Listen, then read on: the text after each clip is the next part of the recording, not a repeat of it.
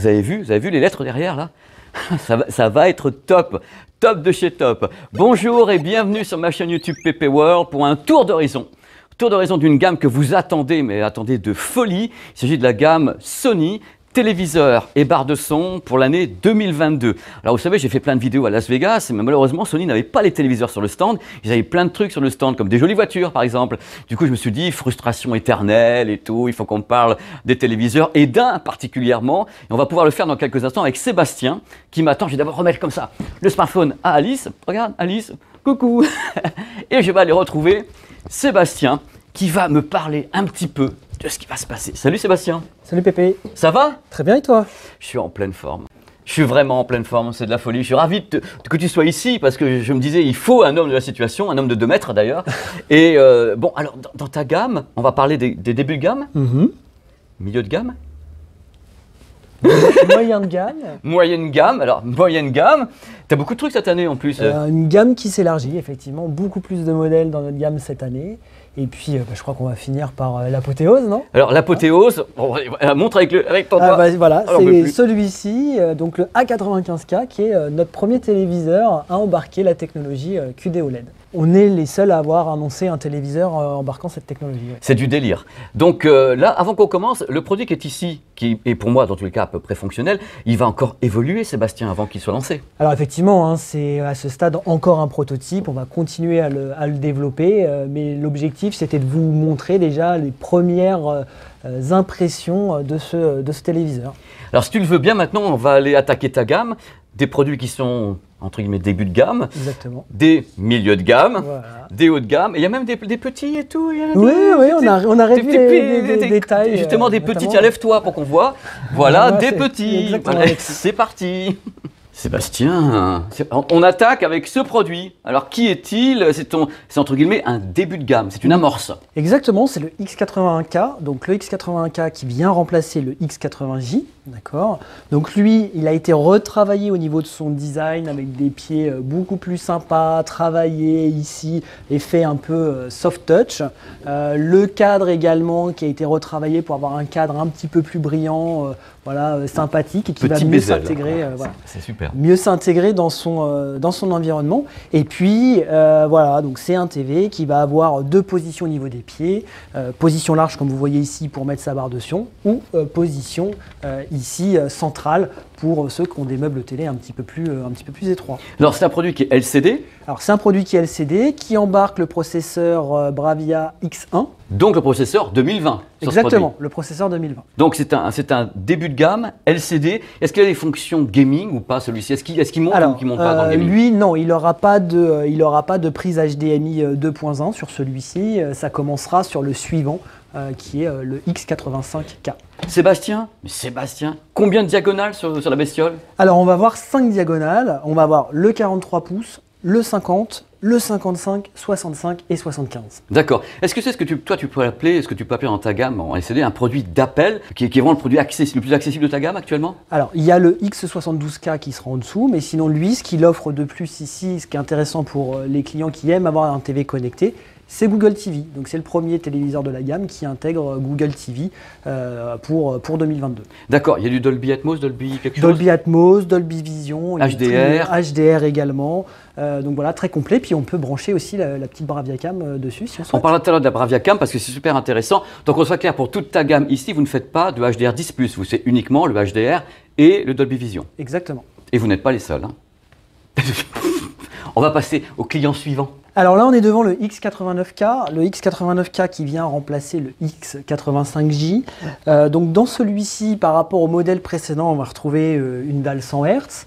On embarque également, donc on monte. Voilà, en termes de fluidité, on gagne en termes de fluidité. On retrouve aussi le processeur Bravia X1. Sébastien, qu'est-ce qui s'est passé? Réduction de tête? Exactement, on a réduit la télécommande de 36%, d'accord. Donc avec une télécommande simplifiée ici, on a pu le pavé numérique, donc ce qui nous permet vraiment de réduire cette télécommande. Vous voyez, beaucoup plus simple, noir également, voilà, avec beaucoup de moins de touches et beaucoup plus facile à nettoyer. C'est toute ta gamme ou c'est seulement certains produits? Alors non, certains produits de la gamme 2022 au niveau de cette télécommande-là. Donc c'est ici le X89K, le premier téléviseur qui va bénéficier de cette télécommande. Donc il y a l'assistant Google via le bouton, voilà, mais pas le Google Finder. D'accord. Et là, ce téléviseur, parce qu'on a fait la parenthèse avec la télécommande, ce téléviseur, il est conçu pour le gaming un petit peu? Il peut monter à 120? Lui, voilà, il a un panneau de 120 Hz évidemment, 2 prises HDMI 2.1, donc pareil avec le VRR qui sera activé sur ce téléviseur dès le lancement. Donc voilà, donc il est très complet, pareil, on peut brancher la Bravia Cam dessus, différentes diagonales. Vous avez ici sur ce modèle le 43, le 50, le 55, le 65. Et le 75 pouces qui sont disponibles. Ça fait vachement de diagonales. C'est ça qui est bien, c'est que les gens vont avoir le choix cette année, c'est au niveau des diagonales. Pour le moment, on est en train de faire des previews de gamme, donc il n'y a pas de tarif, il n'y a pas de date exacte d'introduction. Exactement. Donc c'est premier semestre ou deuxième semestre chez toi? Compliqué de répondre à ce stade, mais vous en faites pas, tous ces beaux téléviseurs seront présents et disponibles pour la Coupe du Monde. Ah bah, pas de commerce chez eux, à la Coupe du Monde, on va vendre des télés. Oh là, Sébastien, pas de ça avec moi. On va passer au suivant si tu le veux bien. Alors quel est ce produit? C'est du LCD, de l'OLED, c'est quoi? Alors ici devant toi, tu as le premier téléviseur full LED de la gamme, donc avec le X94K, d'accord. Donc effectivement, qui va aussi embarquer le processeur Bravia XR Phase 2. Alors justement, on n'en a pas encore parlé, mais moi j'avais testé justement le XR l'année dernière, qui était déjà, bon, c'est votre processeur qui est cognitif, qui est neuronal numériquement, et là vous l'avez fait évoluer, vous l'appelez XR2 ou vous ne redonnez pas un nom? Alors non, il restera sous la dénomination Bravia XR, mais qu'on a encore amélioré ici. Donc on a retravaillé l'effet de profondeur dans les images pour donner plus de réalisme, pour aider vraiment aussi le point focal à ressortir de l'image. Et puis, dernier élément, on retravaille de la texture des couleurs, de la luminosité des couleurs aussi, pour donner plus de texture aux objets affichés à l'écran et donc plus de réalisme encore vis-à-vis de l'image qu'on est en train de regarder. Donc là, ce processeur XR donc 2022, il va être à partir de ce modèle-là sur le reste de la gamme. C'est-à-dire que vous l'avez placé, c'est à partir de ce niveau-là, donc du X94K, que les gens sachent qu'on va avoir ce nouveau processeur. Là, tu as donc un produit qui est également pour le gaming, tu as des ports HDMI, tu as tout en 2 points. Effectivement, il est très complet puisqu'on va avoir 2 ports HDMI 2.1 dessus, l'activation du VRR dès le lancement du produit, il est parfait pour PlayStation 5. On embarque également du Bravia Core dans ce TV. Bravia Core, donc le streaming selon Sony avec du DTS. Hein. Donc il est DTS, le produit est Dolby Atmos. Le produit est DTS, Dolby Atmos, Dolby Vision également. Ils sont tous DTS, les téléviseurs? Oui, ils sont tous DTS. Les téléviseurs Sony sont donc tous DTS et donc Dolby. Hein. Vous avez les deux à bord, et HDR10 pour tous les téléviseurs et Dolby Vision. Voilà. Depuis tout à l'heure, tu me parles de la Bravia Cam. Oui. Alors là, elle est ici. Est-ce que tu peux m'expliquer d'abord sur quel téléviseur elle va se trouver et qu'est-ce que ça va m'apporter, moi qui ne sais rien de la Bravia Cam? Alors, la Bravia Cam, c'est très simple. On le voit, hein, c'est une petite cam qu'on peut poser sur le dessus du téléviseur ici et qui vient se connecter en USB à l'arrière sur les prises USB du TV. Donc, non seulement elle va me permettre de pouvoir faire des appels visio en utilisant Google Duo ou des applications tierces que je peux télécharger dans le Google Play Store, donc grâce à ma TV Android TV, mais surtout, elle va venir optimiser mon expérience avec mon téléviseur. C'est-à-dire qu'elle va automatiquement régler la luminosité de l'image en fonction de la luminosité ambiante. C'est un capteur en même temps. C'est un capteur. Et donc, il y a une liaison entre le capteur, et elle va mesurer, dire la lumière, pas la lumière, et elle va gérer ça. Est-ce que tu peux déconnecter ces fonctions ou est-ce qu'elles sont imposées? Bien sûr, regarde, tu vois, alors tu peux déconnecter les fonctions, mais aussi pour ceux qui veulent rester dans l'intimité, on a sur le dessus un petit bouton qui me permet tout simplement de pouvoir masquer cette caméra. Donc, elle est multifonction. C'est la première fois que vous intégrez ça sur le téléviseur, de cette façon-là? Alors, on a déjà eu des caméras par le passé, c'est pas la première fois, mais là, l'avantage supplémentaire qu'elle va apporter, c'est qu'en plus, on va avoir un détecteur de présence sur cette caméra qui va détecter si on regarde cette TV de trop près et donc nous mettre une alerte également. Voilà, donc elle va aussi optimiser la direction du son en fonction de où je me trouve. Donc elle détecte les individus? Exactement, en face du TV. Donc si je suis sur la droite, par exemple, eh bien, ma TV va rediriger le son vers la droite pour que j'ai une meilleure expérience sonore au niveau de mon TV. Elle sait qui vous êtes et où vous êtes. Et par rapport à ça, elle va dire, voilà, on va... Alors le qui, non. Elle sait qui vous êtes, non. Et où, mais non, je sais bien. Non, mais c'est intéressant, mais ce qui est intéressant, c'est qu'on peut déconnecter, donc c'est ça qui est intéressant sur ce produit.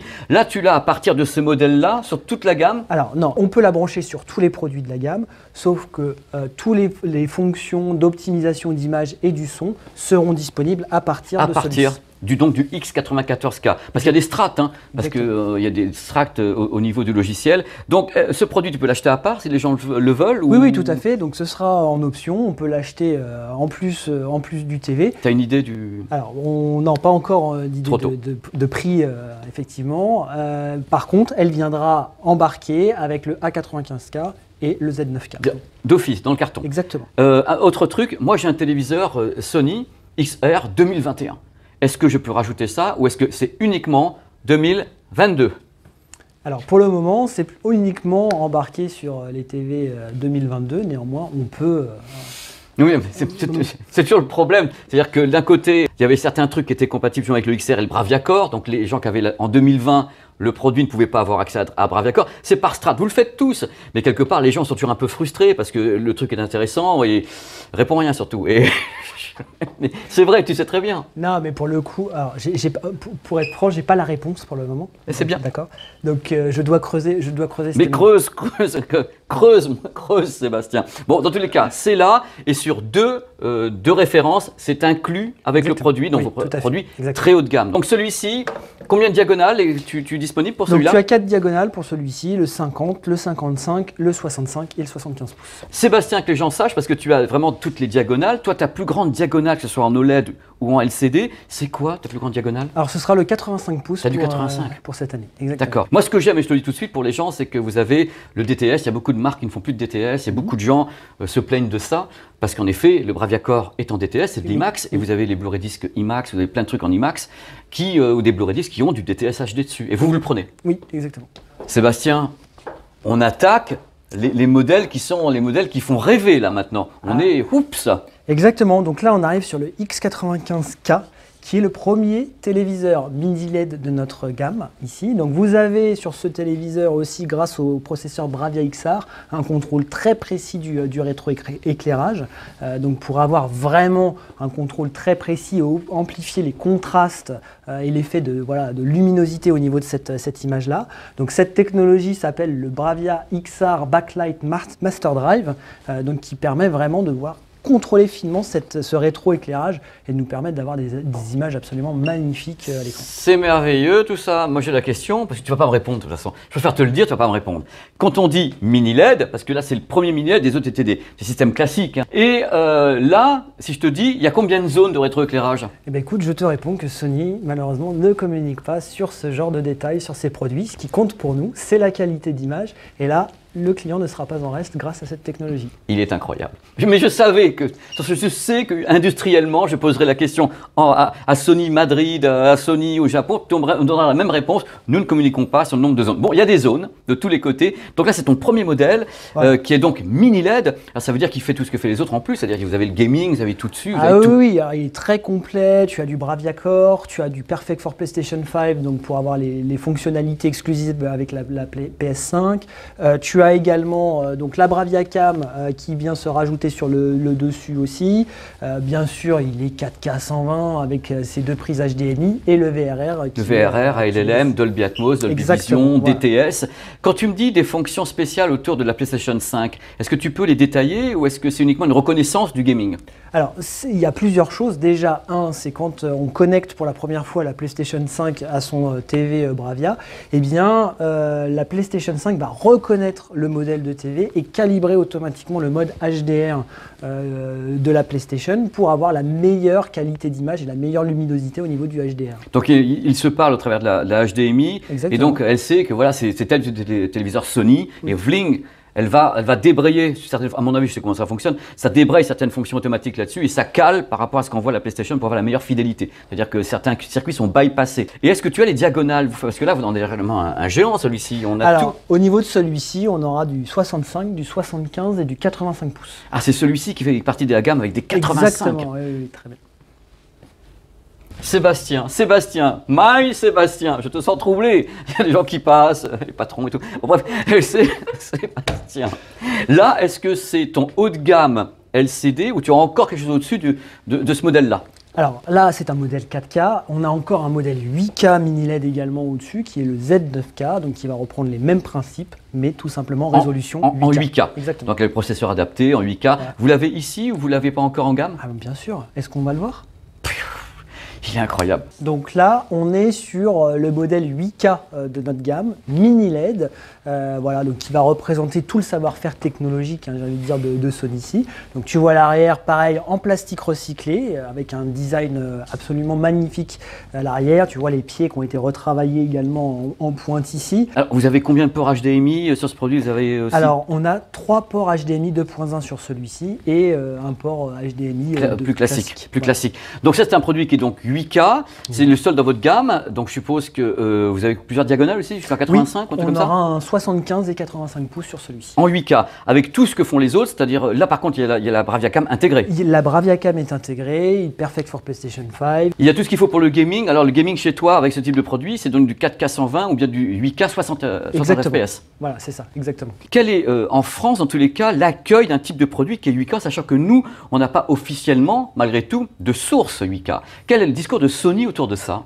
Alors, ça va vraiment être pour les amoureux de la technologie ici au niveau de ce téléviseur-là. Effectivement, tu le dis, il y a très peu de contenu 8K qui existe aujourd'hui sur le marché, même si on a des algorithmes qui permettent d'augmenter la résolution de l'image pour avoir une image 8K avec une précision extrême. Voilà, on fabrique les pixels. Au niveau du TV. Là-dessus, j'en profite, je rebondis sur ce que tu dis, parce que les gens sont toujours un peu effrayés quand on leur dit bon, il n'y a pas de 8K, mais on fabrique du 8K. Les processeurs, maintenant, savent le faire avec des patterns, des mires et autres. Il faut savoir que la plupart des téléviseurs que vous avez en Ultra HD 4K ne reçoivent pas exactement du Ultra HD 4K. Il y a le même travail. C'est-à-dire que la plupart des sources qu'on a en TNT ou autres ne sont pas en 4K, et les processeurs passent leur temps à faire des upscales. Mini LED, donc combien de zones? Je crois qu'on va pouvoir passer à l'OLED maintenant.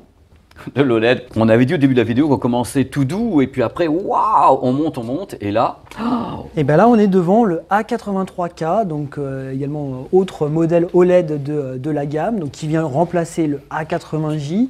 Donc il est avec la nouvelle génération du processeur Bravia X-Arc. Donc on a un produit qui est plus généreux aussi sur Bravia Core, hein, typiquement, où on a 2 fois plus de Bravia Core que la génération précédente. Donc c'est 10 films offerts par Sony et 24 mois de streaming illimité. Au niveau gaming, on n'est pas en reste, hein, puisque pareil, on a 2 prises HDMI 2.1, le label Perfect for PlayStation 5.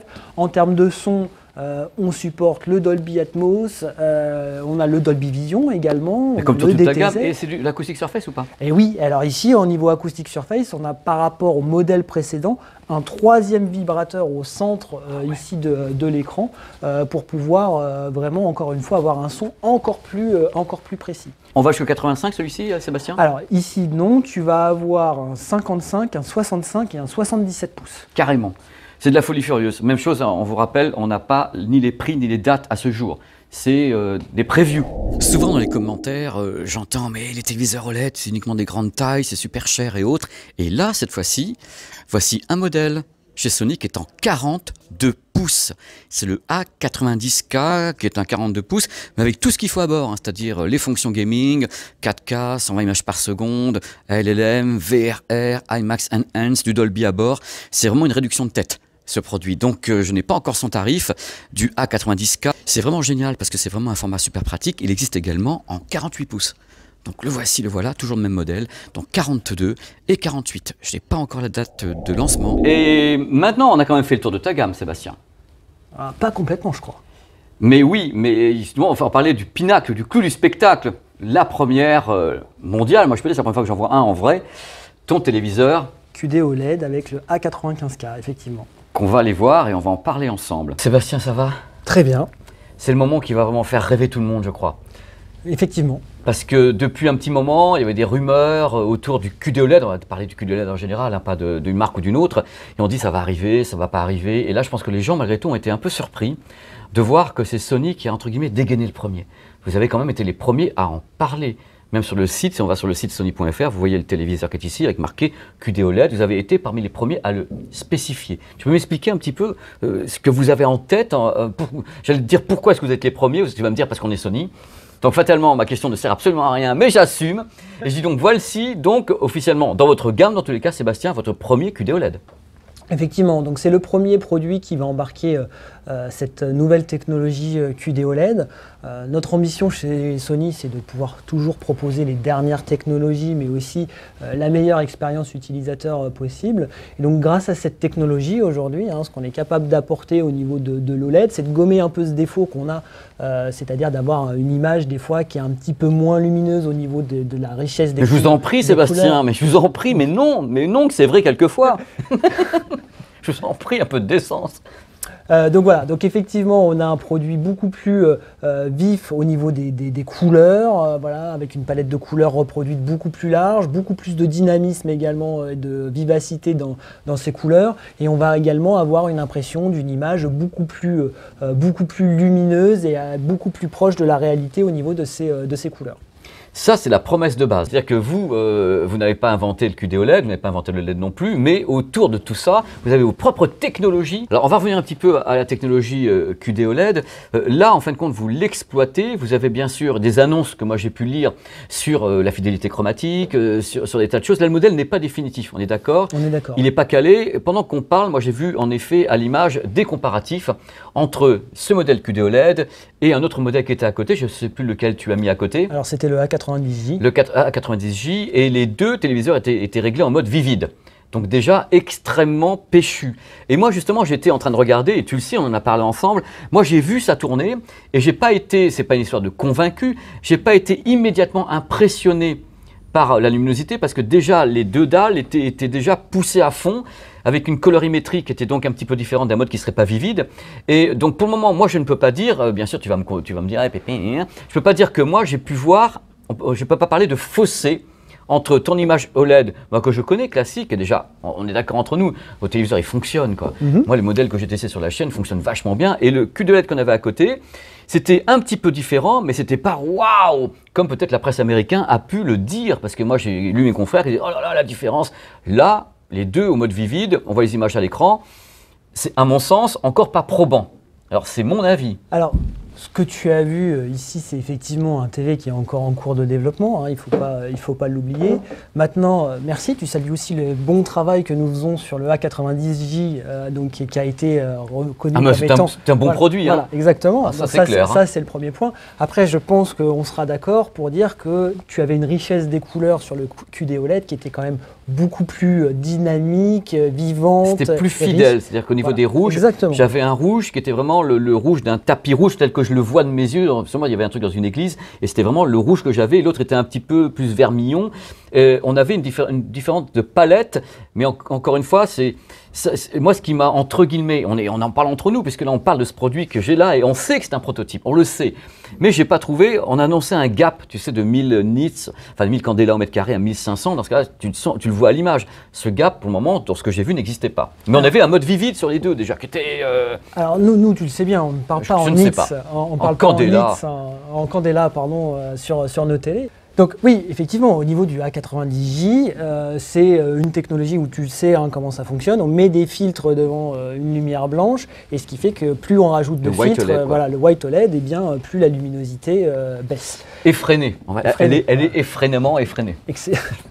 Exactement. Donc là, le gros avantage du QD-OLED, c'est que justement, on garde toute cette luminance au niveau de cette reproduction de couleurs, et donc on a des couleurs beaucoup plus vives, beaucoup plus éclatantes à l'écran également. Donc là-dessus, c'est ce que tu as quand même vu. Ah non, mais j'ai vu une différence dans la colorimétrie sans aucun problème. Ça je l'ai bien notifié dans les images. Attention aux images qui passent actuellement. C'est capté avec un smartphone. Donc le capteur, c'est pas ce que moi j'ai vu. Donc vous fiez pas non plus. Oh là là, les capteurs de smartphone ne voient pas la même chose. Même une caméra ne verra pas ce que nos yeux voient. Moi, ce que j'ai vu, c'est que l'image des deux côtés, justement, parce que le truc que tu as fait, c'est que tu es vraiment parti d'un téléviseur que moi je trouve absolument excellent. C'est-à-dire que déjà, vlang. Et en mode vivide, il a craché du lumen.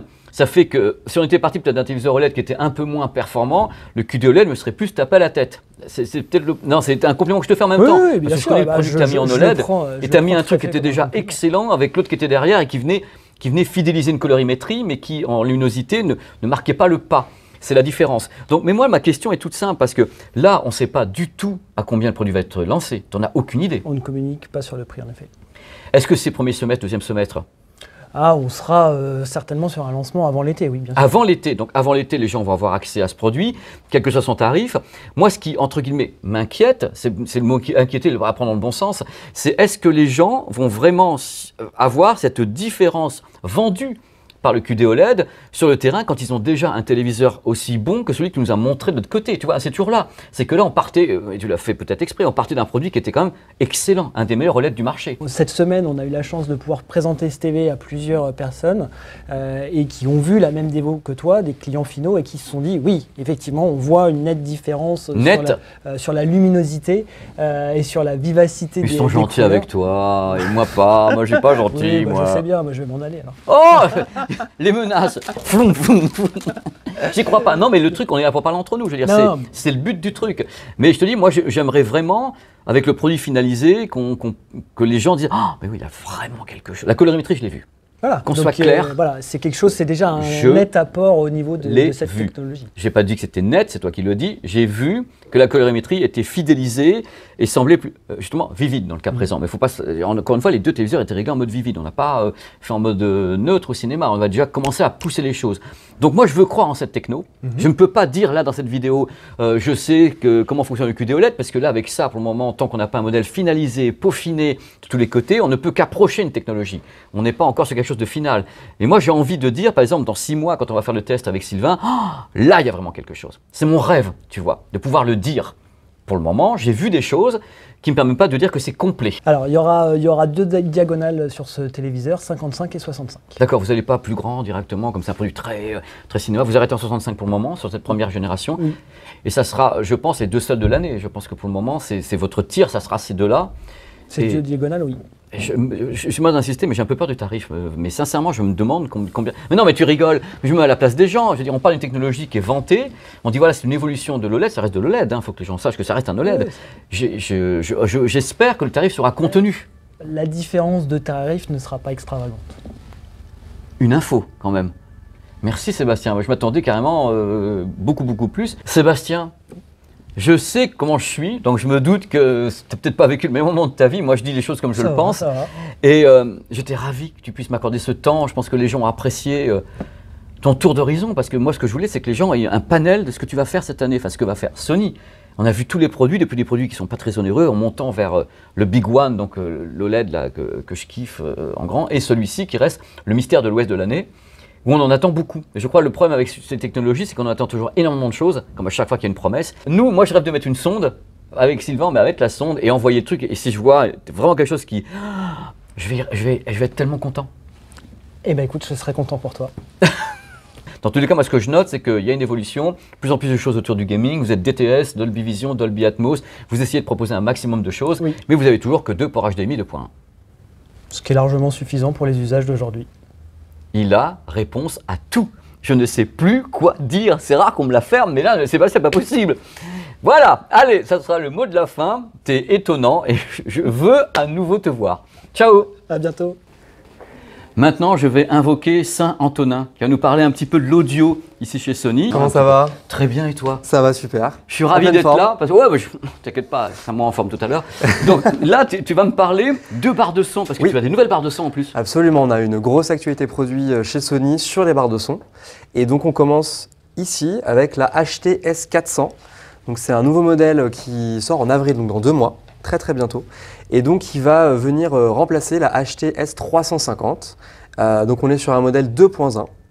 On est sur un modèle compatible Dolby Digital, également compatible Bluetooth avec la technologie S-Force Pro. Donc S-Force Pro, ça vient virtualiser un son surround, donc avec les effets latéraux. Et en plus de ça, donc on a une connexion HDMI ARC. Et nouveauté aussi par rapport à la précédente, c'est qu'on a des haut-parleurs X-Balance, donc qui sont brevetés par Sony, qui sont en forme carrée et qui vont venir réduire la distorsion, donc pour des meilleurs dialogues, des meilleures voix. Alors donc c'est un modèle début de gamme chez toi? C'est un modèle plutôt entrée de gamme, milieu de gamme, absolument. Tu as la moindre idée d'une gamme de tarifs ou pas du tout? Environ 300 €.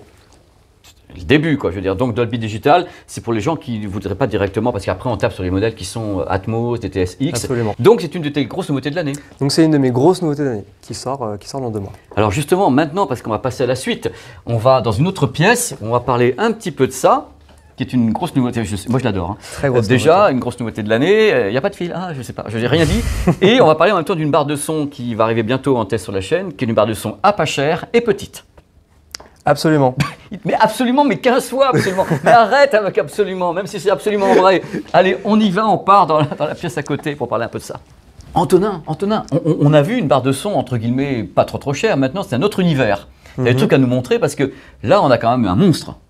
Absolument. Donc là, ici, on a la HT A7000, donc qui est sortie en septembre 2021, donc il y a quelques mois, qui est un système, donc c'est une barre de son 7.1.2. Donc la particularité, c'est qu'il y a la technologie du 360 Spatial Sound Mapping, donc qui permet à la fois, premièrement, un placement flexible dans la pièce des différents éléments. Donc de la barre, du caisson, des enceintes arrière, on peut les mettre un peu où on veut, il n'y a plus cette histoire de carré magique, donc ça instaure vraiment de la flexibilité.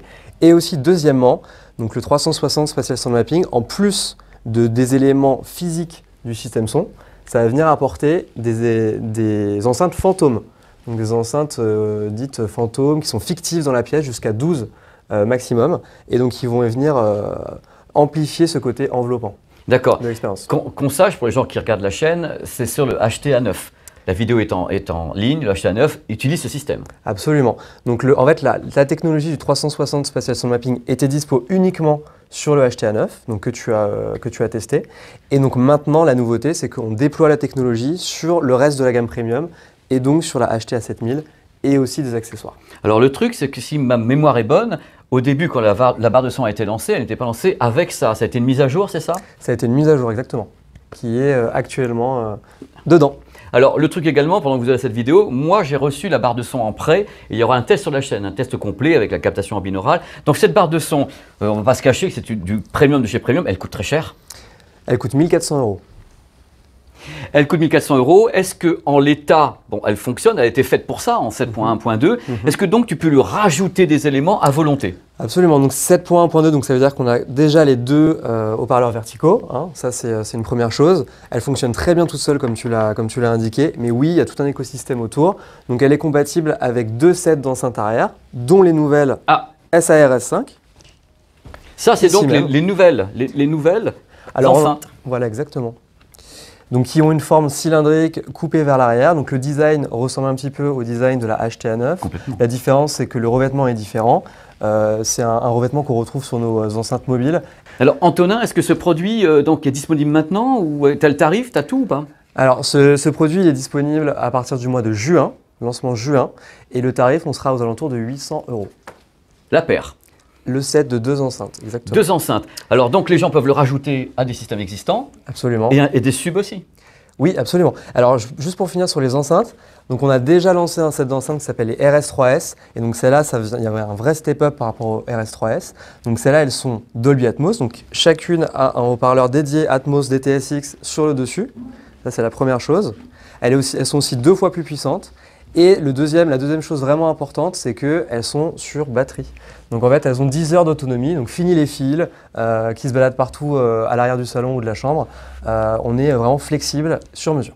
Tu sais que c'était le rêve des gens qui ont regardé le test, notamment du HTA9. Ils rêvaient que les 4 plots soient entièrement sur batterie. Parce que c'est leur truc, on dit c'est sans fil, mais il faut les alimenter. Donc peut-être que le HTA10 sera 4 enceintes comme ça. On espère. Tu vois le truc. Donc là, vous avez quand même du monde. Pour que les gens sachent un petit peu dans ta gamme, Antonin, si les gens veulent entrer dans la gamme justement Sony avec des barres de son, ton ticket d'entrée c'est combien? Avec quel modèle? Tu sais à combien les gens peuvent acheter un produit comme ça? Alors le ticket d'entrée pour une barre de son chez Sony, c'est la SF150, qui est notre premier modèle compact, à 120 €. Dolby, 120 €, et puis après tu grimpes de tous les côtés. Exactement. Et quand tu vas vers des modèles qui sont donc plus haut de gamme, tu as l'Atmos, le DTS, parce que là c'est DTS aussi celle-ci. Oui, absolument, DTS:X. DTS:X parce que Sony IMAX, Absolument. d'entrée de jeu, il y a tout dessus. Et tu as toute une connectique HDMI Ouais, absolument, donc tu as 2 HDMI in et un out. et avec le Dont un retour arc. IARC, voilà, Exactement. de tout ce qu'on veut. Bah, c'est super complet. Elle sera en test bientôt parce que c'est un produit qui me fascine. On va dire que je suis fasciné par le truc qui coûte 1 500 € chez vous parce que le HTA9 il coûte 1 799. 2000 €. 2000. et on ne les trouve plus. C'est-à-dire qu'ils sont en rupture chez Sony. Vous êtes en rupture depuis combien? 2 ans, 3 ans? Sans rigoler. La date de cette vidéo, C'est vrai qu'on est un peu victime de notre succès, donc il y a une demande qui est largement supérieure à l'offre. Donc on essaye. Vous en avez fait 3 en usine. On essaie d'augmenter la production. Ils en ont fait 3. Ils disent on n'en a plus. On n'en a plus, ils sont sortis 3. Allez, merci Antonin, à Du bientôt. coup, c'était un plaisir de te recevoir et puis on a hâte de voir le résultat du test. Quelquefois, tout le monde ne dit pas ça. Hein. Donc voilà, c'est la fin de cette vidéo qui a été longue. Hein. J'ai pris mon temps, vous avez les infos, vous avez les trucs à l'écran, on a fait au maximum. J'ai entre guillemets rattrapé ce que j'ai pas pu faire au CES de Las Vegas parce que ce que j'ai fait ici, j'aurais pu le faire en temps normal, justement avec Sébastien et Antonin, directement à Las Vegas sur un stand avec plein de produits. Là, ils sont là. C'est une chance d'avoir pu avoir du temps comme ça avec les produits. Et derrière, vous avez un bel écran, un micro LED, un cristal LED, je sais plus. Voilà, un truc génial. Donc, vous avez en même temps une des vues comme ça du showroom. Et moi, j'étais très heureux, très heureux. Et n'hésitez pas à commenter. Et pour le moment, je n'en sais pas plus que ce que j'ai pu vous dire dans cette vidéo. J'attends les produits définitifs, donc certainement pour le premier semestre, deuxième semestre, au début, on ne sait pas trop, on n'a pas les dates, on n'a pas les prix. Ça sera le suspense. Allez, à bientôt. Ciao, merci d'avoir regardé.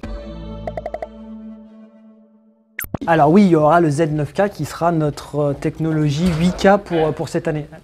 Non. Thank you. On est en train d'enregistrer. C'est pas grave. Non. C'est pas grave. C'est pas... Bêtisier. Ouais, Alors, le truc, Sébastien. Sébastien se remet. Sébastien, Sébastien, je te sens troublé. Il y a des gens qui passent, les patrons et tout. Bon, bref, Sébastien. Là, est-ce que c'est ton haut de gamme? Absolument. Justement, parlons-en.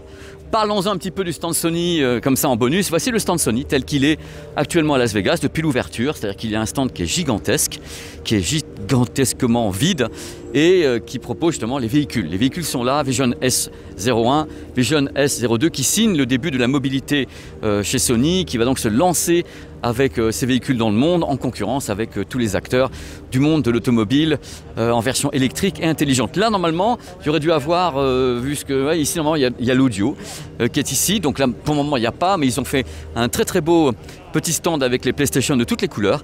Donc c'est plutôt marrant, c'est plutôt sympa. C'est donc ici, c'est plaisir des yeux, hein, ce sont des bonbons acidulés pour PlayStation.